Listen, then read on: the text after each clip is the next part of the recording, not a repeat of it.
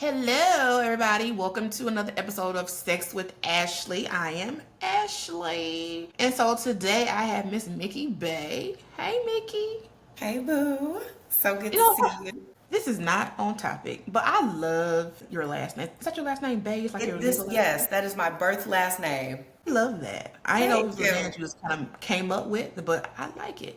No, it's funny because in today's culture everybody's bae, Hmm. right? And I was checking into a hotel and the lady was like, "No, no, no, we need your real last name." I was like, "No, no, no, this is my real last name." So yeah, it's real. How many Beys are they? Are there like a lot of you guys? Where are you from? Yeah, so it's actually a Muslim last name. So it's actually pretty prevalent in the Muslim religion. So my dad was Muslim, so I'm a natural Bay. I was born a Bay. And I love my last name. It goes so nice with Mickey, right? Mickey It Bay. does. It does. Yeah, that's that got nothing to do with what we're talking about. But I It just don't. I always thought about that. I was like, I love her now. I wonder if it's made up. But No. it's not, it's yours. So It cool. is mine. Yep. So we are talking about emotional Regulation. regulations. I thought emotional regulation and how that affects people's sex lives. Correct. So first of all, Mickey, first of all, tell us about who you are, how you got into emotional regulation, and like a little background. Then we can go into. Yeah. So I'm a life coach. I specialize in emotional regulation. And, how I got into it is that I hit a wall. I was in corporate. I was also running my coaching business at the same time. I had a very new baby. I was married. I had a lot of different things going on in my life, and I was stretched too thin. And I hit that proverbial brick wall and had to stop doing everything. I literally had to opt out and just say, okay, how do I get myself back on track? And that's when I found emotional regulation. I've been coaching on emotional regulation for the last 5 years. I've been a life coach for the last 9 years. And I really think that this is a skill that everyone needs. I always say it's a soft skill with hard consequences, because if you don't learn how to regulate your emotions, there are a ton of consequences that could happen, up to and including jail and death, right? And so, it has consequences across every subject in our lives, and it's probably it's given the least attention. Okay. So let's talk about it. So what does that even mean? So what is emotional regularity? What does that mean and why should we care? Emotional regulation is basically your internal environment versus the external environment. So the reason why I said it's a soft skill that has hard consequences is because, say for instance, you get pulled over by the police and you're upset that you've gotten pulled over and you're unable to regulate yourself enough to just give the information and, whatever, that could turn into you not making it home. And in this day and age, that could turn into you not making it home whether you regulate it or not. But you see my point, right? And it's a skill that we all need as we're navigating the world. So the way that I think of emotional regulation is being able to steady how I feel regardless of what the outside stimulus is, right? So there's something that's happening on the outside of my body, and I have to decide what, if anything, that means to me. And so your brain only has three options: positive, negative, or neutral. Those are the only potential options that your brain can decide that this thing is in front of you. So my job is to get you to understand that you do have a choice. That's an automatic response that's happening based on what's programmed in your nervous system. So based on your trauma, your experiences, all of the things that you have been taught in your life, that is how those three decisions are being calculated, and it's in a split second. So if you don't know that and you're just programmed for a negative response on a certain subject, and that subject happens to happen in the world, like I'll give you one of my triggers. One of my triggers is disrespect. You could be in a grocery store and get disrespected, right? And so if I don't have the ability to manage myself internally, when disrespect shows up, that can go real left. So, okay, so disrespect is different from everybody. So, and sometimes people don't know that they may be disrespectful. Yeah, sure. Absolutely. Yeah. So, how do you let people know that this is a boundary trigger for me if they don't know? Like, how do you tell somebody this is you're being disrespectful? Like, how do you tell somebody that? So boundaries are really about how to keep yourself safe. And Okay. so when we're talking about boundaries, I may have an internal boundary for myself that I don't tolerate disrespect. And so what that means is I say to myself, you know what, I can give you a real boundary that I have, self, to be called out my name by anybody. So I'm not the girlfriend that's like, oh, hey, bitch, da-da-da. No, I don't do that. So I'm going to call you Ashley, you call me Mickey. right? And so that's a boundary that I have. And so if that were to happen, I would just say, hey, Ashley, girl, we like this, but I do not allow you to call me out of my name. I would prefer if you just call me Mikki. And if you can't call me Mikki, then I may have to end the conversation early, or I may have to remove myself, because the action piece has to be on me, not on you, because it's not about controlling your behavior. It's about keeping myself safe. That's what a boundary really is. Okay, that's good. Songstress Vivian Green. Yes. She's a song that goes, I am on an emotional. Yes. That used to be my jam. It used to be Yeah. mine too. I was actually dating a guy. I was saying a nigga that was putting me on an emotional roller coaster. Like, it was so relatable at the time. Yes. So let's pivot for a second to like how this relates to relationships and sex. So how can our emotions and our mood swings affect our desire for sex? Oh my gosh. It can affect it tremendously, because your nervous system can only be in survival or surrender, not both at the same time. And so if your body is in survival mode, there's no way you're going to be able to just be a receiver if we're talking about like penetrative sex, right? Okay. That is not, your body it's on the inside. You can imagine like your nerves kind of standing on end. And then in order to really receive pleasure, you have to be regulated. So that is one of the, to be turned on, to have a turned on nervous system is to have a regulated nervous system. Okay.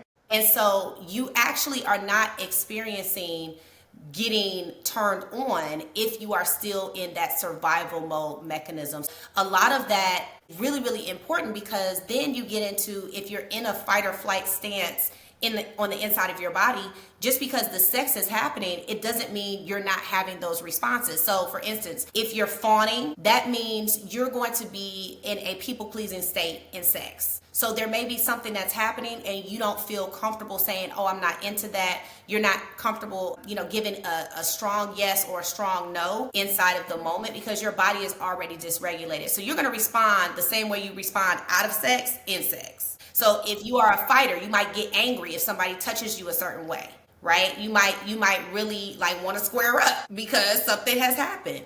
Or if you are a person who generally, when conflict happens, you want to flee the situation, you want to get out, you want to just, not be there. You could dissociate from your body and just, numb out, and you're not there. So the emotional regulation is really a key point, because it's not just about foreplay warm up. It really isn't. You really have to get to a place where you're emotionally regulated enough, because that's really foreplay for your soul, so that you can calm the inside of your body down enough to even enjoy the pleasure that's being presented, that you're participating in. Okay, so let's talk about that for a second. So in order to get to the place where you feel safe or comfortable, that's vulnerability. So emotional vulnerability. How does so it's a two-part question. One, how can someone get to the place where they feel they can open up and share that? And then how does that create deeper connections? Okay, so I'm gonna give a personal example on this. So I've always felt that the sexual dysfunction, I'll call it, that I experienced inside of my sex life was a physical issue. So I would think like, oh, I just don't have enough foreplay, or, oh, I need to use this toy, or I need to instruct my partner to do this or do that. That's only one piece of it. If we're only attacking it from the physical perspective, you're missing out on so much pleasure, right? Because in order to really get to a place where you can have an amazing orgasm, or you can really enjoy eroticism and be really turned on in the moment, even if it doesn't lead to orgasm, it really does come from being emotionally safe, first in and of yourself. Emotional safety in your own body, outside of like the other person that's there. So creating safety inside of yourself is an internal job that the person has to do. And then hopefully outside of the bedroom, you've created some emotional safety with your partner to be able to have those types of conversations. And I know you, as a sex educator, probably run into it a lot, where people are not even having conversations about sex with their partners, right? So you're not even ever getting the intel that when we're having sex, I'm not there. I'm dissociating. I'm thinking about the laundry I have to do. which is typically, and I'll speak for myself, when I was in a situation where I did not want to have sex, I thought that it was low libido. I thought that, oh, I just don't have a desire for it. But really and truly, my body was so stressed out for a number of different reasons that I couldn't get turned on because my body was in survival mode, right? And so we have to understand that it's all connected. And that if your goal is to really have a fantastic sex life, you cannot skip emotional regulation. So how do you communicate that with your partner? How do you say, I'm disassociated, like I'm not present? Because if I'm going to be open up and be vulnerable, I have to be able to share things with my person. So how can someone communicate that? How do you create a safe space to be emotional vulnerable with your partner? Yeah, so again, I think that starts outside of the bedroom. I think that you assess if this is the type of person that you can really be that vulnerable with, because it's not always true that the person you're having sex with is someone you can be vulnerable with emotionally. And so I would start that conversation well before we get into the bedroom. And also, I would make sure that they understand that this is about me and not about you. And so with that being said, this is an experience that I'm having on the inside of my body that I would like to give you information about. Are you open to that? Because I think people would not want to share for fear that the other person is going to take it personally, that the other person is not going to understand. I know for me, I had a lot of shame around and so that goes into it too, because I was thinking, well, why am I the only one that's not into sex? And all of my friends are hanging from the chandeliers. Like, what's wrong with me? But we don't realize that unprocessed trauma and unprocessed emotion is definitely a barrier to getting to a higher libido and to enjoying the sexual experience. If you have unprocessed guilt, shame, a lot of us have shame around sex, right? And so that's really important to get that out. And then also betrayal. Have you been cheated on in the past? Have people lied to you? Or do you feel like you've betrayed yourself? You've gone over your boundaries so many times that you're not even sure if you trust yourself to select a partner who is going to be there for you emotionally. So there's so much that goes into this, and it's not just, am I able to have the act of sex? It is really, because good sex is going to involve all of you, you know, the mental, the emotional, physical. It ain't called sex magic for nothing. Right? Like it can be magical. It can be a very spiritual experience. So I think to really just put a bow on how you have the conversation is you create the expectation that we talk about sex, that we talk about our sex life. And I want you to tell me what your experience is. I'm not on the inside of your body, right? So I don't know. I can presume. And I think on the woman's side, if we're talking about just like heterosexual sex, there is often the presumption that the sex is good for the man because they ejaculate. And from what I hear, that is not the truth. Yeah, I heard. And so we make also a lot of assumptions on both sides. I think they're assuming, and we got to stop faking it too. Like if you're not orgasming, it's going to be such a cognitive disconnection for this person who believes that you are orgasming every time, and then you tell them you're dissociating from sex. So I think the transparency and the honesty has to be at the forefront. And then you invite them into that and just say, hey, there's some things that I really would like to share with you around our sex life. Can we set some time? And I, tell you what's happening for me when we're having sex, and you can feel free to share what's happening for you. So let's talk about emotional baggage. Like, so let me say this. I think everybody, no matter how you were raised, if you were raised with good parents, ones that weren't so good, two-parent household, middle class, rich, whatever your status is, I think everybody grows up with some type of baggage for something, right? Because there's no a rule book or guide really to like raise children. People out here just winging it. Yeah, Exactly. Especially if you're the oldest, like me. I was a test baby, but she know what she's doing.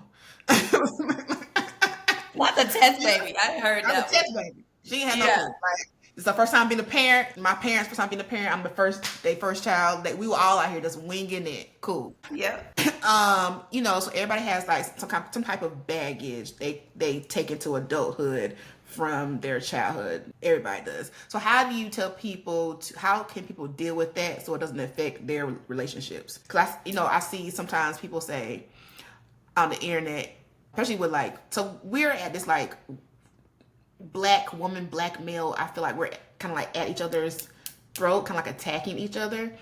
And I hear a lot of, on the internet, a lot of people say, women, oh, we're going to therapy, we're doing our work. And they're like, well, black men they just don't. They're looking for people to be their mothers and to like do all these things. They didn't go to therapy, right? And so there may be some truth to that. But what do you suggest to people who are, have all these emotional baggage, and how can they not let their emotional baggage affect their relationships? Well, everybody got to carry their own bags. It's that simple. I mean, you don't get to come into a relationship knowing you have all this emotional baggage and then offload it to your partner. Okay. You have to take responsibility for what you're bringing in to that relationship. And, not even just for the relationship's sake. If you have all that emotional baggage, why do you want it? And so, you have to be like, one of my rules for myself, like as I'm dating now, as I'm newly divorced, it's a prerequisite for me that you're doing some type of personal development. I'm way too deep in this stuff for you not to do any work on yourself. So if you're not in therapy, or you're not doing coaching, and you're not reading books, and you're not watching YouTubes, and you're not doing anything, like it's going to be a no for me, dog. I can't do it. Okay. I can't do it. So do you, sorry to cut you off, do you believe that everyone should be in therapy? I think that therapy is right for some people, and for others it isn't. I don't think there's one way to heal. I think it's just as vast as we are. I think some people, like most of my clients, I'm a coach, most of my clients are also in therapy. We do completely different things. And so I think it's about what you need, and I think it's about the synergy and the energy that you're getting from that therapist. All therapists are not going to be a match for you. All coaches are not going to be a match for you. Even that process of knowing who to look for is important, right? So for me, I'm gonna always have a coach. I'll be in and out of therapy. Like for me, I feel like therapy is much more from the perspective of, do you want to be this person? Why are you this person? Like, why are you the person that you are today? And that's not really the question I'm seeking to answer. The question that I seek to answer and help my clients answer is this the person you want to be? Because who gives a fuck how you got here? We here. So let's deal with, the present and into the future, as far as, I don't believe you have to go back in order to change what is current and present. And whereas therapy is going to want to go back to your childhood and figure out why you are the way that you are and all that kind of stuff. And I think that a lot of therapy is about holding space versus holding accountable. And coaching is really about holding you accountable to what you say you want and the changes that you want to see inside of yourself. So, yes. So I used to date this guy who needed a therapist. I know you like, some people don't need therapy. He needs a therapist. Mm-hmm. And I told him that one day. I was like, you need to go see somebody. And he was like, I don't need therapy, right? Because he was like, I talked to my brother. His brother's not a therapist. But for him, like, he felt like talking to his brother was how he kind of like, I guess, got his outlet or someone to talk to. In hindsight, at the time, I was like, your brother's not no therapist. You need to go seek professional help, right? But, now that I think about it, I think, that probably was a good way for him to, to kind of like emotionally regulate and to figure out what it is, get his thoughts out and have somebody listen and all these things. I've seen things where I've heard stories where people say like, oh, the gym is my therapist. This is sidebar, but it's not. Chat GPT, people use it as therapy now. And I have thoughts on that. Yeah. So I think that is, I don't want to use the word weird. That's not the right word. Literally, people are sending me stuff every single day. Like, oh my God, do this and do that. Here's the thing. Insights are great. It's not that people can't get insight. Right? You can get insight, and ChatGPT it's going to take the information that's available in the world. So of course it's going to be great, right? However, knowing the information and being able to embody the next version of yourself is completely different. So it's not just about getting the insight. It's not about just getting the book knowledge. There are plenty of people who have the book knowledge of what's going on with them that are the same decade in and decade out. So it's really not about that. And that's why I said, for me, I think coaching is a wonderful tool, because not only do you get that kind of practical, tactical side, right? Which is why people like ChatGPT, because it's going to take, for lack of a better term, the symptoms, and it's going to be like, oh, okay, this is what I see based on whatever information is available in the world. And of course it's going to resonate. You just gave it all of the criteria, right? So I think you know what, it can be helpful.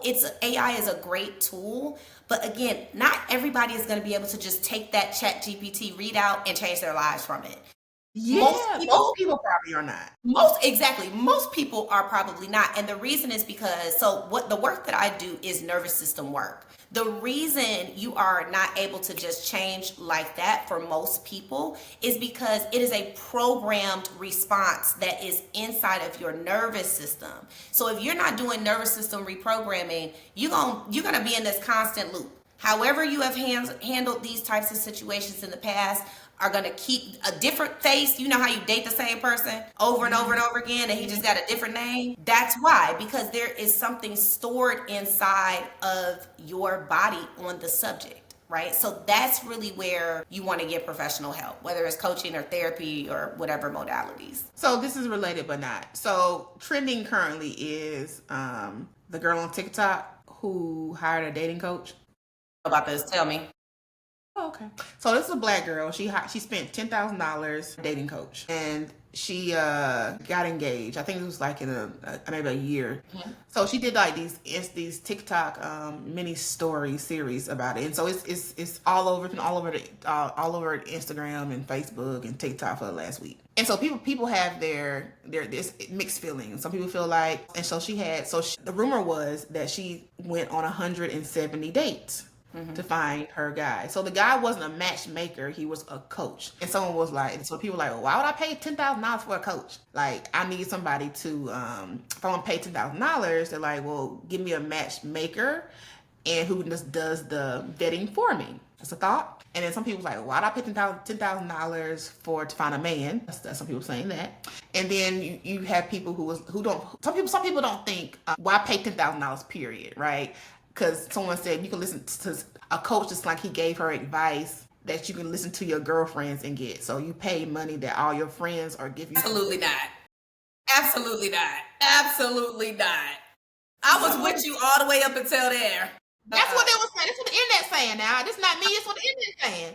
And so the internet was like, well, like, why are we doing this? Your girlfriends give you, now granted, like, so let me say this. Over the years, I've had friends who have given me great advice, and some advice was indeed factual. And sometimes it takes hearing something from somebody else who has no investment in you for it to be like, dang, maybe I am stupid, right? Because like when your girl tell you, it's like, you just don't like him. You know what I'm saying? It just comes off differently. Like you just don't like him. But then like when somebody else who's like, don't know you from a can of paint, you can just take it in better. Yeah. I mean, the messenger matters. For sure. I think that there's a time and a place for girlfriends and friends and brothers and sisters to support and to give advice. And then there's a time and a place to seek professional guidance. You asking a person that will hire an expert to learn how to clip my toenails better, so I believe in getting people who are experts in the field for what I am trying to accomplish. So I lost a lot of weight. I hired a trainer. I have a chef. I have people who are experts in these areas where I am not an expert, and I'm able to pay to leverage their expertise. So I don't have to go out and figure out how to count macros. I got a chef that does that for me. I don't have to go out and figure out which workouts are gonna sculpt my body. I have a trainer who does that for me. It's the same thing with hiring a dating coach or hiring an emotional regulation coach or whatever. This person has an expertise. And I think that's really, the question you're asking me is really about a value system. And one of the things that I tell people is, if you show me your account, I can show you what you value. And so it's really just, you don't think that you're worth spending $10,000 on something that is intangible. And because what I am selling, you would have to buy into the vision of your A to B in order to hand over that $10,000. You would have to believe that A, you can get to B, and B, you would have to believe that I could get you to B. Right? Mm-hmm. That I could plot the way for you. To be quite honest, it's not for everybody, because most professional development is gonna start at $10,000 and up, right? Mm-hmm. It just is. And there's a very good reason for that. because again, we are trying to reprogram something that is invisible. And in order to get your buy-in for that, we have to get something that you value. And 9 times out of 10, and Ashley, you know, I've been coaching a long time. I've coached at many different price points. When I was a coach that was charging in the hundreds and in the low thousands, those people were not as committed as the people that pay me 10,000 and above. They just were not. No. They just were not. The results are better. One of my best clients paid me a sum of the most I've ever made. And it's a reason, because, and this is the thing I always tell people too, when it comes to investing in personal development, it's only a waste of money if it don't work. Same thing for the dating coach. She got her end. You think she care about? Yeah. She On to the wedding, baby. I'm like, well, it worked. Technically, it worked. It worked. So it's, you know, I think it's relative in what you value. I mean, I value getting to the outcome as quick as possible. And usually, in order to get to an outcome as quick as possible, you need somebody who's been there. Don't get a coach who doesn't have the results you want. The coach that I pay, she a $12 million coach. I am not a $12 million coach. I pay her because she a $12 million coach and she can tell me how to get to 12 million. Right. It's simple. Why do I have to recreate the wheel? No, you already know how to do this. Give me the blueprint and let me do that. Yeah, that makes sense. Okay, so for people who are feeling emotionally all over the place, right? Yeah. And so what tips do you have for them to get back in the place where they can feel confident and present in their sex lives? Awareness is everything. You really have to start observing yourself, observing your thoughts. It starts before you get to the bedroom. What are your belief system around sex? You might find that your belief system is women don't deserve pleasure. Mm-hmm. You don't know, right? I mean, you might be under the belief system like I was, that when I was married, I fully went into marriage believing whether I wanted sex or not, it was a duty, right? Mm-hmm. It was something I was supposed to do. So if he tapped me, I roll over, right? That's what and so I think the first thing you have to do is ask yourself, like, what is my belief system around sex? And what is the goal? What is the goal I'm trying to achieve in my sex life? And the reason why I put it in those terms is because, like, for me, my goal isn't orgasm. My goal is connection. My goal is pleasure, right? My goal is exploring what feels good to me and learning what feels good to me. That's enough for me, right? Mm-hmm. So I think it's really about understanding what you want the outcome to be, and then being really honest and transparent if you are having partner sex. Like, don't choose people you feel like you cannot have conversations with. But first, create your own emotional safety. That's nobody else's job. That is an internal job that you have to learn how to feel safe on the inside of your body. Because if you can't find safety without the person, you're not going to find emotional safety with the person. So I was over here trying to get to this book, right? So this book I'm reading. It's called Good Sex. Yes. Yep. Candace. Mm-hmm. Yeah. And so in this book, you was thinking about for you, good sex is about being connected. It's not about orgasm, right? Correct. And so one of her things in here is some of good sex is satisfying. Did you come to get? Did it do what you wanted it to do? And I was like, that's good. So sex doesn't have to be always about, did I have an orgasm? Am I satisfied? Like, whatever my intent was, did it deliver? Did I get what I came here for? What I intended it to be? Did it reach that goal? You know what? I think we have to expand what we call sex as well, right? And I'll give you credit for opening my mind to this. This was probably like a year ago.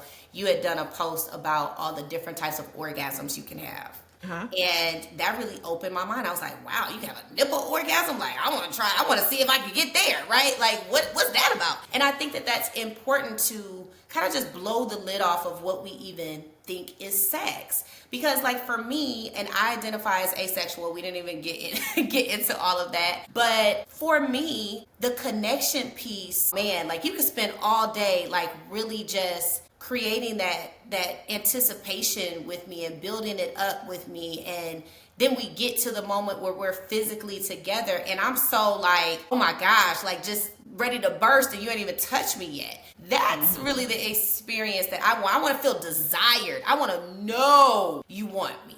Right? Mm-hmm. Like, no questions asked. And so I think that we have to really expand and get creative for what we are even calling sex, because it's not just, bumping uglies. It's not. It's so much more than that. And I think we sell ourselves short on the experience when we just go to it's the actual physical act of sex. So there's this thing called outer course. Inner course is like penetration. Yep. And then you have outer course, which is the opposite of penetration. Right. And so like outer course is like the touching, like, using your hands, the kissing, all that stuff. And the whole point of that is that sex just does not have to always include penetration. It can include other things. So there's some people for various reasons who aren't able to do penetrative sex. So does that mean that just because they can't have penetrative sex, they can't have sex? No, I mean there's millions of types of sex, right? Yeah. There's different types of sex, yeah. So that you don't, sex is just not penetrative. Sex is just not just focused on orgasms. I think you have to figure out what works for you and do some research and figure out why are you here. Like, I'm here because I want to be intimate or have more intimacy with my partner. I'm here because I want to do whatever. And then did what you do deliver on that? And if it did, then there you go. And you know what? The last thing I will say around the regulation piece is you can also co-regulate. So co-regulation could look like you do a breathing exercise together. You could stretch together beforehand. You could just lay on top of each other. I had a partner once. I thought it was amazing that he just asked me to literally like lay on top of his body. Mm-hmm. And that's co-regulation, like literally heart to heart and like my whole body pressure on top of his body. And we just like laid like that for like an hour, just to feel that connection and that intimacy. And so co-regulation is a really, really amazing, I would say, technique that you can use out with the intention of getting to sex and also without the intention of getting to sex.